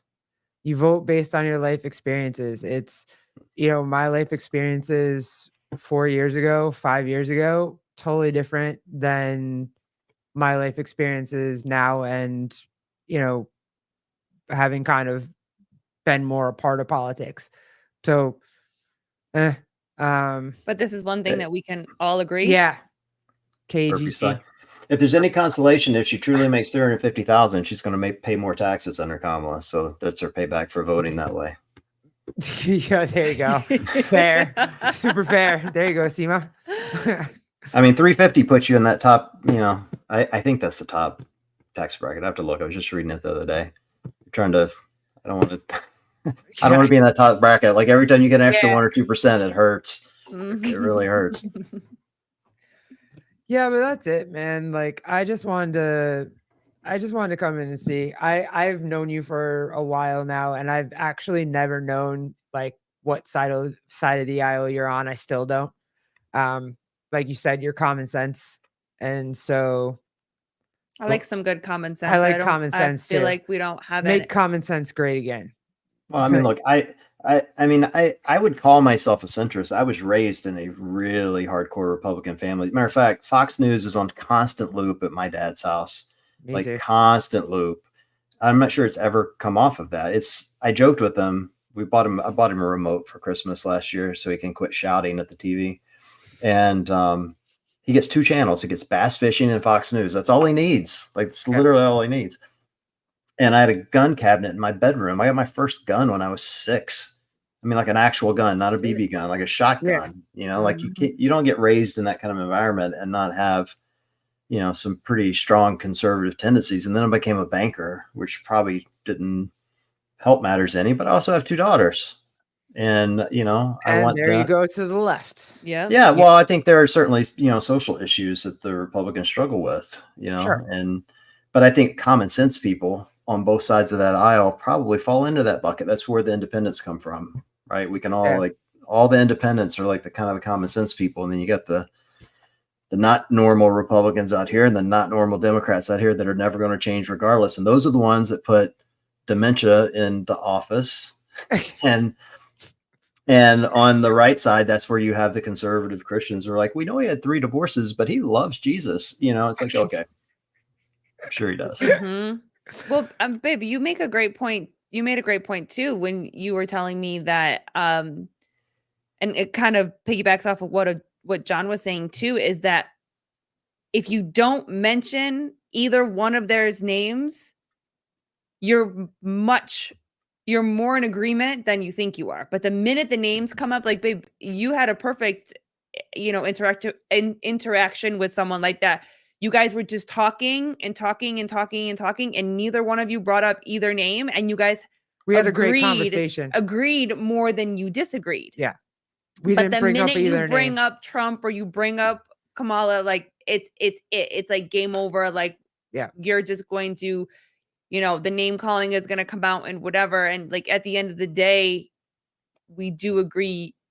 We can agree more on things than disagree on things. I think so. Look, the 2 parties are closer in policy than they've ever been. Think about this, right? So like back in, it would have been probably the 90s, the Democrats would have been viewed as the non-war party.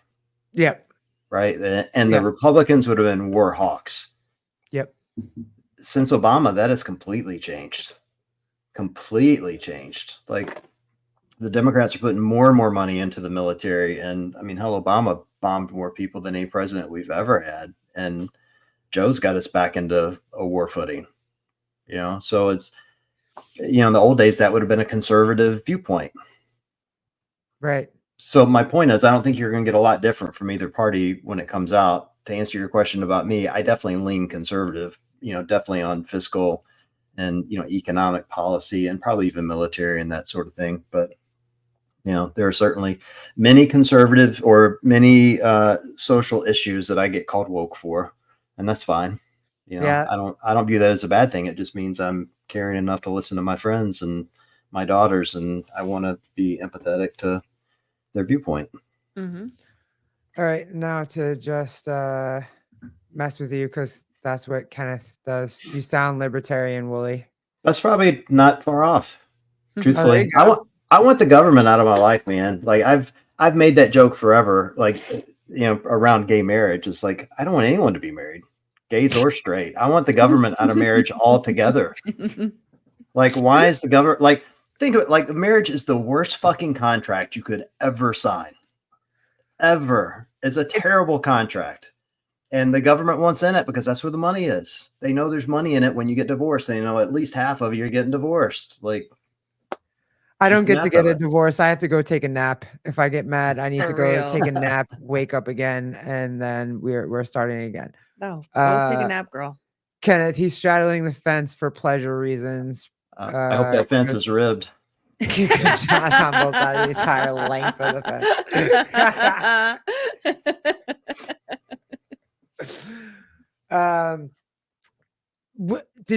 Were you always this? Did you change at all your political beliefs or? Yeah, I used to be, for the longest time, I would have been as far to the right as you could go. I mean, again, I was raised in a very religious household too, and I'd shared a lot of those beliefs for a long time until I got older and saw the world worked. And particularly how the church worked.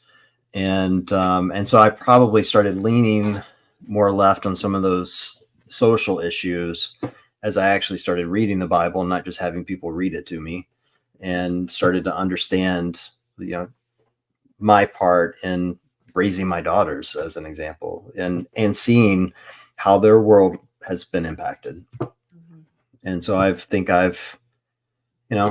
like anybody else. Like, I think you change your mind on issues as you go, and as things change.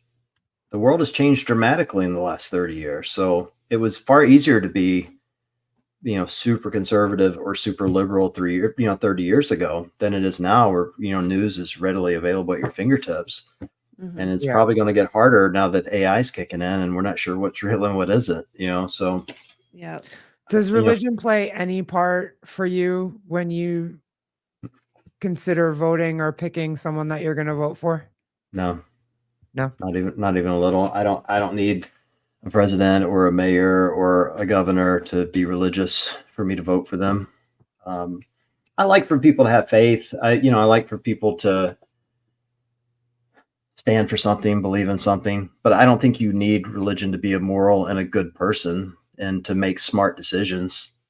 I don't think you need it at all to be able to do those things. I mean, I'm not paying these people to lead me to Christ, or I'm not voting for them to lead me to Christ. I'm voting for them to lower my taxes and make sure I can afford to buy my next house and have a job, and provide for the general welfare of the constituents. So, because people no, not wouldn't really. people wouldn't probably agree with me on this a lot, but I would say that religion kind of gives me more of my social values, and that kind of has kind of helped me a little bit steer my politics lately. So, and I probably, most people wouldn't believe that as a lesbian, like, religion would steer my social values, but it kind of does, and it's kind of helped me with being able to at least listen to every side and talk about politics and have open, honest conversations about politics. I mean, I But think it does for a lot of people. I think, religion clearly steers people from a social standpoint. Like, I'm not Catholic, but on the Catholic side, abortion's a monster issue for them. Yeah. Um, and so it's certainly, steering, hundreds of thousands of Catholics, I'm sure. I think that, I mean, you'd be crazy to think that religion isn't steering people on social issues, and it depends on what particular brand of religion you practice. right. And that isn't just Christian, by the way. It could be, Yeah, Muslim, Muslim, whatever. Jewish, Yeah, whatever. whatever.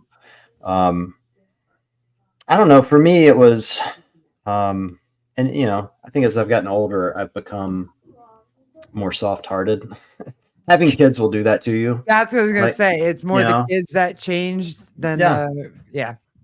Yeah, Yeah. having kids will make you more soft-hearted, and you start thinking about other people's kids and wanting them to be taken care of too. And I just remember growing up, like, I was raised Southern Baptist. I'm not Southern Baptist now, but I was raised Southern Baptist, and they always did this thing where they take, you tithe and they'd send money to missions, and it was always foreign missions. Always, money was always going to Africa. Keep in mind, this is the '80s, so that was the thing, right? Yeah. All this money's going to Africa. And even then, I thought, why are we sending all this? Like, I lived in Tupelo, Mississippi, which is a small little rural Mississippi town. It's big for Mississippi standards, but it's small for most people. And there are a lot of poor people in Mississippi. If you've ever been, this is a poor fucking state, right? And we're giving money to this thing. And, I'd watch my mom write the checks. And in my mind, even at that young age, I'm like, why are we sending money overseas when my buddy down the street hasn't had a new pair of shoes in 4 years? Yeah. That was my mindset even then. And as I've gotten older and had the opportunity to spend more time, I do a lot of volunteerism. And as I've done more and spent time at, whether it's the city mission or, Toys for Tots or whatever, and you see people here in the US, the greatest country on the planet, not sure where their next meal is, and they're not going to be able to provide for their kids at the holiday season. You're like, why are the churches not filling this in? and so it has shaped me over that time of looking at these social issues and deciding who is going to help. And again, that's where it goes local. Trump and Kamala aren't doing shit about that. Like that's right here in Cleveland. Like you need a local food bank that's going to fix it. Yeah. And you got to donate time to it and help them because they need help. And vote for the people that are going to get the money to get that help. That to me it always reminds me, and that's I think kind of why when they did the whole defund the police and the police are terrible and blah, you could say that about anybody. Like, so to defund them and just be like all police suck and all police are horrible, like there are charities that suck and there are charities that take advantage of you and whatnot. There are like the Boy Scouts took advantage of you could go, there's just bad people in every situation. You just can't lump it all into one, right. Just all police are bad, all charities are bad, all churches are bad, all, you know what I mean? That was just my thought on that. No, it's true though. It's like that was part of that debate I mentioned earlier. I was talking to the cop about. That was my argument to him. I'm like, you're a good cop and you work your ass off. But in the dozens of interactions I'd have with him, he wasn't policing. What he was actually doing was social work. They'd see some crazy person out on the corner and they'd send the cops to go deal with it instead of a social worker. And, admittedly, they sent an unarmed social worker to deal with someone who's insane, could be dangerous, right? But that was their primary job. They weren't stopping crime. They were helping the mentally ill. Mm-hmm. Yeah. And I'm like, that's a problem in policing in the US. These guys didn't get into the job to go do social work. They, these God bless first responders, like they want to run toward danger. Yeah. And that's what they do best. And that's what you want them to do. Same way with the military. That's what you want them to do. And it's just, however the funds are located, or allocated locally is screwing that up. You don't need to defund the police. You need to properly fund the police and properly fund the social workers and figure out a way to make it work together so the cops can do what they should actually be doing and social workers can do what they actually should do. And again, that's why local elections matter. Jeffrey Birchfield said that too somewhere. Sorry, I didn't pull it up, Jeffrey. We talked about that before. But let's get into the comments a little bit. The original Steve Miller, I don't need someone knocking at my door reminding me to vote. This just reminded me. Did you get any text messages or phone calls? Did you get polls? Oh my God. Emails. Oh my God. Just oh my God, it doesn't stop. I've had so many text messages from different campaigns that I respond back to inappropriately. Every single one. Yes. Well, I'm registered. I'm Non-fucking registered Republican, so I've gotten nothing. She's a registered Democrat, so she's gotten she gets a Kamala text message or email every Emails. fucking day. No, not just every day, every couple hours. Didn't you get it from her husband too? You got an email from all of them from Scrubby Hubby. Hold on, let's see how many I have right now. 1, 2, 3.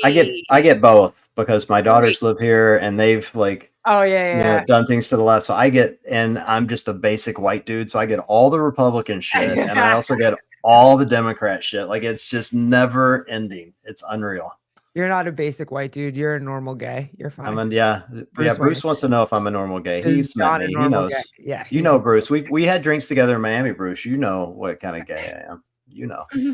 Yeah, KGG. Double check charities unless you directly work for them because we were just talking about that. So we got our new puppy and we got it through a rescue that we know. And that we've actually fostered for, and I know the owner we've rescued personally. before. Yeah, so I don't mind giving them money. But you see all of the other ones that, send money. So, and even when I donate, like if I donate my son's clothes, shoes, I go to specific places that I know will actually go to people, or honestly, most of the time I ask his friends. I'm like, hey, he doesn't fit these anymore. Do you need them? And they usually take them, which is I'd rather them do that than just put them somewhere that they don't go. Bruce Wayne, shut up. me and Chase are very upset right now. We had a very horrible day with the Giants and the Cowboys. I don't want to talk about your Eagles right now. I'm fortunate. We do a lot of volunteerism through work, so a lot of those charities are just simply, they're like, hey, we're working with this one at this given moment. So they've already been vetted, and then they pay us, like we get paid time to go do it. So I'm not earning money necessarily, but they give us time away from work to go do it during work hours, which is really nice to be able to go. And they encourage us to do up to 40 hours a quarter, which is really really cool. But I would encourage anyone, like if you don't do volunteerism, to go do some, because it'll really open your eyes to those around you in your neighborhoods. Like we did, I think it's a year or two ago with the girls. We were doing, I forget the name of the charity, but they basically do presents for kids at Christmas, right? And I get the list, and it was this single mother. She had 4 kids, and they were varying ages from 12 to 3. And the present list was like, this 3-year-old needs a pair of socks. And I wanted to cry as soon as I read it. And I told her, I'm like, come on, girls, let's go. And we spent a shit ton of money on these kids. And they got Spider-Man and Superman and every little hero any little boy would ever want, and socks. But, it'll open your eyes to like how there are real people struggling in your neighborhood. Right down. I mean, it's like not that far from here, just a few miles, you know?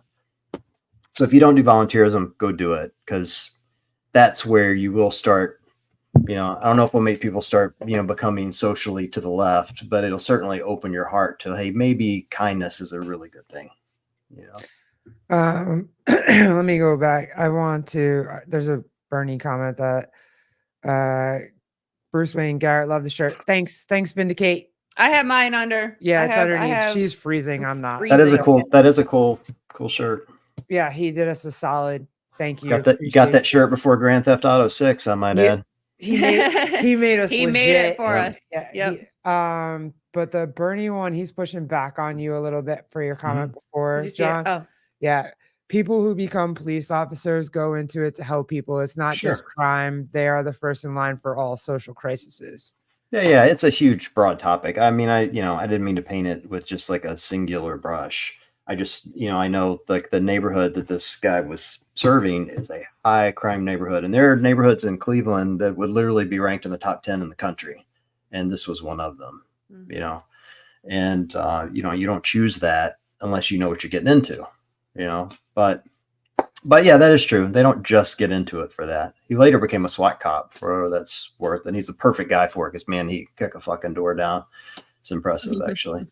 Big dude. Kippin' It said hi to you somewhere. I lost it. Sorry, Kippin' It. What's up, Grant?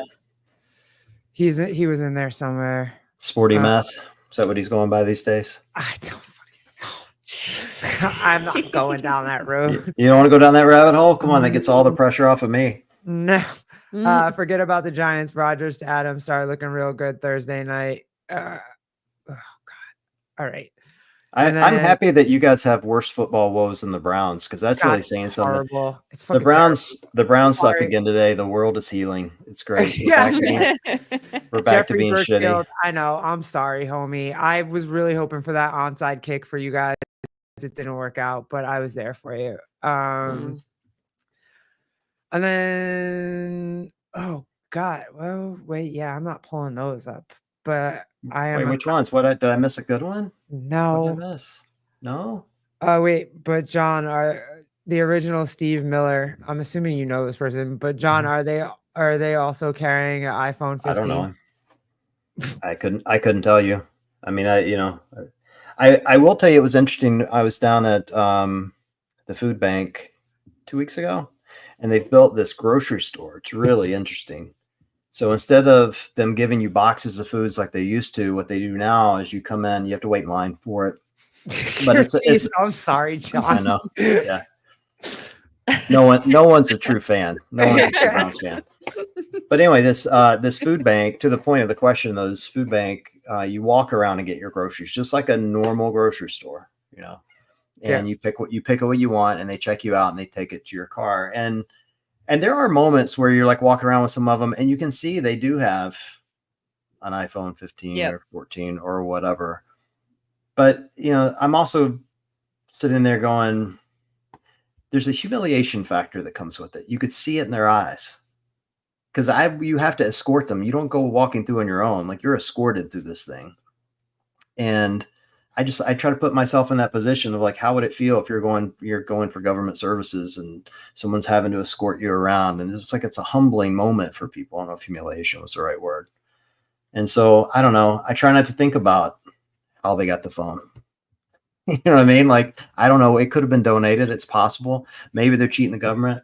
I don't know that either. I couldn't tell you. All I know is, I know that organization's helping thousands of people find their next meal, and I'm sure there's some people going to slip through the cracks, just like, any other, just like masters athletes cheating at the games, like someone's going to cheat the system always. Dude, are you talking about Sean Ramirez? Oh, that motherfucker. Yeah. He cheated. Yeah. I remember I remember when he got banned the first time. And he went you and me around. both. Oh my God. I was dying when I saw that post. I was like, really still? Yeah, people are always going to cheat. Like, it doesn't matter what happens in life, whether it's, free food at a food bank or masters athletes at CrossFit. Somebody's going to cheat. It's going to happen. Yep. Someone's going to cheat. Well, like, I'm more in support of free food at a food bank. Like, steal that food, bro. I'm okay with that. He was getting free Tren or something. I don't know what he was getting. Damn. But crazy. Homie. It is impressive. I live for the day where Hiller does a natty or not on me. I'm praying for that moment to happen. Like, just dying for it too. For someone to think that I'm taking on drugs. Oh, I would love that. Someone go, Wooley looks jacked. He must be on something. I'd be like, thank you. Thank you so much. That'd be so nice. Brock, man, you have to have us on again. But okay, like, let's do it. Fine. I don't know how much time John has left, but I got all night. I got nothing going on. How about you just do a good deed, not looking for issues? I don't know what that means, looking for issues. If that's the case, you may be doing a deed for the wrong reasons. We never established, and I still don't know, and I still have questions about this. We never established what the right reasons were for doing a good deed. So I still don't. I just do a good deed because I want to, and because I think that that's the right thing to do. But I think this statement has to do with the iPhone 15 statement that came up earlier. I was I still don't know how to do a good deed because, like, no one told me. No, he was referring to the iPhone. Okay, all right, that's all right. And that's what John was saying. John's I don't go in looking for if they have this, if they don't have that. John goes in and with like, I'm here to help. I believe this person. I want to make sure that this person, Yeah, no, that was about the comment. I was like, we still have to go. I have so many questions for John. Tell John. I just ask him. I got time. I got questions. Yeah. All right. What's the next one? Kenneth the Lap. Love is the right reason. Yeah, I like that. That's what I'm trying to do. I don't know if I'm actually doing it, but I'm trying to do it. Oh, Seema's in here. What's up? Economically, it's better to use your time to earn more money and donate, but altruism doesn't truly exist. So our ego gets us to volunteer and feel like we're doing good. Oof. Well, in my case, we actually report volunteer hours to Wall Street. So that's part of it. Well, it's true. I work for a bank. Like we tell our investors, here's how much volunteerism we do, and they send it out there. And I'm fortunate enough to work for a company that allows us to do it. And by the way, they let us choose our own charities. So like, it was a year ago, one of my wealth partners, he runs the entire wealth team, and he has a son who has autism, and he's like 22 or 23, and this kid is like 6'4", 240, and has the personality type of like a 10-year-old. So imagine a 6'4", 240 10-year-old. What those like, right? You told me, yeah, they have their hands full. So I did a charity thing for him. I did a row for money, and I think I raised like $7,000, and I put in my boss put in $1,000, and I put in $1,000, and both of those are matching. So the company matches that $2,000, mine and hers. And, and so that's what's really cool about us being able to do it, is the company will actually put money into the charities that you choose, not just whatever they pick, Mm-hmm. And so we do have some control over it, but to the point, she's not wrong. Like if you can donate, that's often better. But I like the volunteer part. I like to get to meet the people Yeah. and talk to them and see what's going on in their lives and make them laugh and smile with them and just have a good time. Do you bring Bean? Is Bean No. social? No, I tell you, the last one we did was really fun though. We do this thing called Boo at the Zoo at the Cleveland Zoo, and we're just handing out candy to little kids, but we're just part of it. And it's great because if you ever want to see someone get crazy pissed off, tell some little kid they are something other than what they're dressed as. So like if a little kid comes up, they're dressed like Spider-Man, you go, Superman, they will lose their fucking mind. Oh my God. They're like, I'm Spider-Man. And you're like, are you sure? And they're like, yes, I'm totally sure. And they're like yelling at you. Sure. Oh my God. It's like misgendering someone. They get so mad. It's the Dude, best. don't do it. They do. Yep. I did it all day long, these little kids. It was awesome. Jeffrey Birchfield, I see a good deed when you do something with no expectations of anything in return. That's what my grandmother always taught me. Babe, that's you to a T. I hope that's what literally you to hey, a Brock, T. is that the definition? I hope that's what the definition is. Somebody tell me, please. The original Steve Miller Band, because that's amazing. Some people would rather help someone who truly needs instead of just doing a good deed. Yeah, okay. I get that. You want to hear something funny? So Bruce asked this in the comments, said, do the kids know you're a celebrity? So this is a true story. This is so funny. This has never happened to me before, ever. So I'm at that Boo at the Zoo thing, and we have a corporate bigwig that came in from Philly, and he's in charge of all the partnerships within the company, right? So he's like levels above me, or he's a different department. I wouldn't say he's above me, but he's a different department, and he's connected. And so I'm trying to make an impression on this dude. I want to make sure that nothing gets back to my boss and I'm being screwy, right?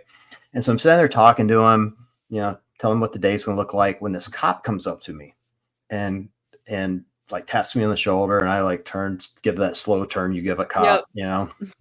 I'm like, can I help you? He's like, are you John Wooley? And I'm like, it depends. I'm like, yeah. And he's like, oh my God, I love your podcast. And I'm like, fuck. This is not about to happen to me. And I sat there and talked to this dude for 20 minutes about CrossFit. And when we're done, this corporate dude is like, are you famous? And I'm like, no, just like there's a tiny segment of people that know who I am. I swear to God. Very small group of people. Yeah. A tiny little niche group of people that are all idiots that kind of know who I am. That's what I told him. He just laughed at me. I'm like, this has never happened to me before. And the one time I wouldn't want it to, it totally did. It was fun. Okay. Last little bit of like just gossip kind of. Craig Ritchie's gym, he closed his gym. Well, I don't think he didn't run it, did he? I saw that it closed. I thought it was his gym initially when he first started all his vlogs or whatever. I thought he was a partner or not, or is he just not involved with it anymore? God, if I'd known you asked the question, I would have messaged him. Sorry. No, it's not your fault. I briefly talked to him today just because he posted photos, and he was like 18 years old in one of the photos. Yeah, it was crazy. I remember watching And I just messaged him and said, dude, I'm uncomfortable with you without a beard. I feel like I'm being catfished. Like I saw that. But yeah, I don't have the details behind it, but I'm not surprised. Like gyms seem to be closing hand over fist right now. So that's crazy.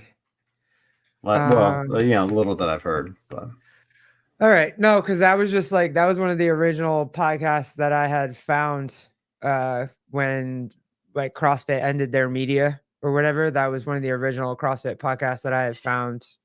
Team Ritchie.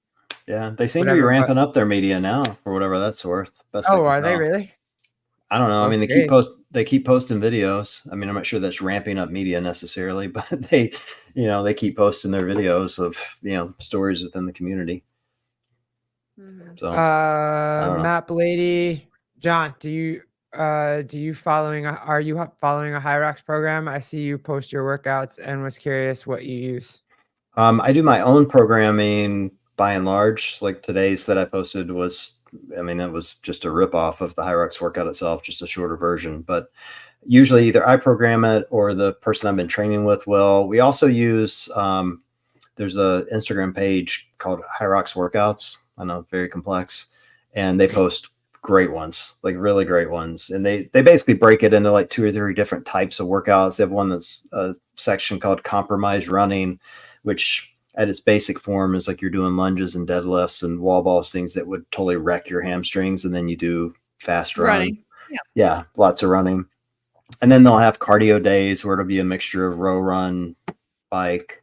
And then they'll, do a lot of the accessible Hyrox movements. It's really nothing like CrossFit. I did a CrossFit workout a couple of weeks ago and I got so sore. I'm like, oh, I'm so out of shape. This is terrible. I mean, No, seriously. man, you look great. Well, You're good to go. I'm in really good Hyrox shape right now. My running's getting together. I'm losing weight. I'm feeling better than I've probably ever felt physically, but I am so out of CrossFit shape. I'm telling you, I did a workout that was not that hard. It was with a partner. It was 100 box jump buy-in, and then it was 7 rounds. Again, totally split of 6 what are they called? Bear complexes and 30 toes to bar. And 30 pull-ups. They weren't even toes to bar. So basically you do 3 bear complexes at a really light weight. It was like 115. And then, a bunch of 15 pull-ups for 7 rounds. And then to finish, you run an 800 meter, run. The next day, I couldn't raise my arms higher than this. It was miserable. I'm like, when did this happen? Like pull-ups has always been my jam. And all of a sudden, like I have no CrossFit capacity whatsoever. And that's what happens when you do these Hyrox workouts, because they're super accessible and they're good. But if you want to be good at Hyrox, you got to be good at Hyrox. And in order to do that, you have to run. So Wooley, you're a legend. That's a tough workout. CrossFitters don't run. I mean, I definitely don't. well, So we're good. To be fair, always I bike the and one row I train really with well. this woman, this coach at the gym, who is her and her husband are members there, but she's about the fittest woman I've ever worked out with, and she has been destroying me for about the last 90 days. And I finally called a buddy of mine who I'm doing the Hyrox with in Chicago. I'm like, please come work out with me on Sunday, because I don't know if I'm fit or not, because she's beating me so bad. I think I've lost all context as to whether I am or I'm not fit. And then I did a workout with him and I finished within 60 seconds of him. I'm like, oh, thank God I'm good. Yeah. I didn't lose it all. All right, man. Thank you. I appreciate it. We have a small puppy now that I can hear whining to go outside, and we're about to lose the attention of our 7-year-old. But if you want a quick link on Tuesday for the watch party, love to have you on if you want to talk shit for like 5 minutes while it's going, and then you can jump off or whatever. But I would love to send you one if you want one. I should be available. Hit me up Tuesday. Yeah, okay. And it would be funny. We're just gonna have a bunch of people pop on, pop off, and talk a little shit. And I bought the popcorn today. Yeah, I told her, I'm like, I'm gonna sit here and y'all can. We're just gonna throw it up on the TV over here and just. Can I call Ohio when it goes red? I can call it now. It's gonna go red. Like Trump wins Ohio, 10 points, no doubt. So it's gonna be, Papa Birch, we're having an election watch party. She wants to do one. Look, Sevon's having the big one. He's got all the big boys over there. So Brock. I can't believe he didn't invite me. What the hell, man? So weird. So weird. But yeah, like if you want Brock, if you want a link too, bro, let me know. We're just gonna sit here for a couple hours, have some people pop in on the links, talk a little shit about their states, see what's going on, have a little fun, hang out, and hopefully keep the stress level down. That's the plan. Fun. It'll be a good time. Fun. Yeah, it'll be fun. Do that. Cool. Let me know. Happy to do it. I'll hit you up. All right, guys. Brock, hit me up too. Jonathan Ortega, hit me up too. God, Bruce Wayne, you too. You guys should all just want links. Yeah. All right. Have a good night. Thanks for hanging out with us. We love you always. Glenn Things, we out. Bye, guys. Deuces.